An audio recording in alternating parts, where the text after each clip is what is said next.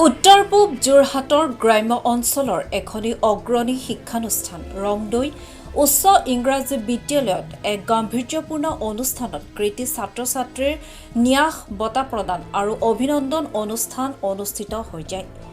ৰংদৈ উচ্চ ইংৰাজী বিদ্যালয়ৰ জ্ঞানৰ জ্যোতিৰে জ্যোতিৰ্ময় কৰি তোলা প্ৰতিষ্ঠাপক প্ৰধান শিক্ষক স্বৰ্গীয় জীৱন চন্দ্ৰ গোস্বামীৰ ন্যাসৰ তৰফৰ পৰা জীৱন জ্যোতি বঁটা প্ৰদান কৰা হয়।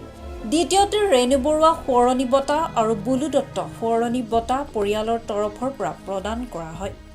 অনুষ্ঠানটো সঞ্চালনা কৰিছিল বিদ্যালয় পৰিচালনা সমিতিৰ সভাপতি প্ৰশান্ত বৰাই।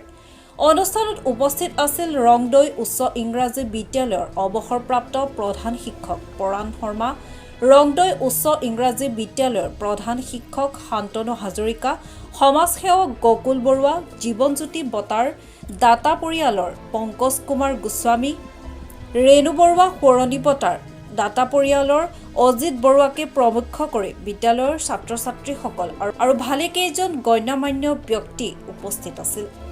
অনুষ্ঠানতে প্ৰাক্তন ছাত্ৰ ৰাজীৱ কুমাৰ নাজিৰে বিদ্যালয়ৰ সৰ্বোচ্চ নম্বৰ লাভ কৰা ছাত্ৰক অভিনন্দন জনায়।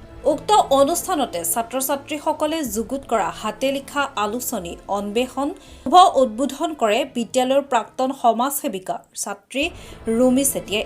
উল্লেখযোগ্য যে এই বিদ্যালয়ৰ বৰ্তমান নৱম শ্ৰেণীৰ 5গৰাকী ছাত্ৰ-ছাত্ৰীয়ে নেশ্যনেল মিনছ কাম মেৰিট স্কলাৰশ্বিপ লাভ কৰিবলৈ সক্ষম হৈছে। নমস্কাৰ। আজি আমাৰ বিদ্যালয়ত ৰংদৈ উচ্চ ইংৰাজী বিদ্যালয়ত ন্যাস বঁটা অনুষ্ঠান অনুষ্ঠিত হয়। এই ন্যাস বঁটা অনুষ্ঠানত প্ৰথম বঁটা প্ৰদান কৰিছে আমাৰ বিদ্যালয়ৰ প্ৰতিষ্ঠাপক প্ৰধান শিক্ষক প্ৰয়াত জীৱন চন্দ্ৰ গোস্বামী দেৱৰ পৰিয়ালবৰ্গই। এই বঁটাত এখন অভিনন্দন পত্ৰৰ লগতে নগদ 5,000 টকা তেওঁলোকে আমাক অৰ্পণ কৰে আৰু এই বঁটা এই বিদ্যালয়ৰ যিজন ছাত্ৰই প্ৰৱেশিকা পৰীক্ষাত সুখ্যাতিৰে উত্তীৰ্ণ হৈ সৰ্বোচ্চ নম্বৰ অধিকাৰ কৰে তেওঁক আমি প্ৰদান কৰা হয়। দ্বিতীয় ন্যাস বঁটা স্বৰ্গীয় ৰেণু বৰুৱাৰ সোঁৱৰণী দিয়া হয়। সেই বঁটাত নগদ 4,500 টকা আৰু অভিনন্দন পত্ৰ প্ৰদান কৰা হয়। দ্বিতীয় সৰ্বোচ্চ নম্বৰ যিজন ছাত্ৰ বা ছাত্ৰীয়ে লাভ কৰে তেওঁক এই বঁটা প্ৰদান কৰা হয়। আৰু তৃতীয় ন্যাস বঁটা প্ৰদান কৰা হয় যিজন ছাত্ৰই সমাজ বিজ্ঞানত সৰ্বোচ্চ নম্বৰ লাভ কৰি আমাৰ বিদ্যালয়ৰ পৰা উত্তীৰ্ণ হয় তেওঁক বুলু দত্ত সোঁৱৰণী বঁটা প্ৰদান কৰা হয়। লগতে আজি আমাৰ এই ন্যাস বঁটা অনুষ্ঠানত বিদ্যালয়ৰ তৰফৰ পৰা এখনি হাতে লেখা আলোচনী আমি উন্মোচন কৰা হয়। এই আলোচনী উন্মোচন কৰে বিদ্যালয়ৰ প্ৰাক্তন ছাত্ৰী ৰুমি চেতিয়া বৰাই।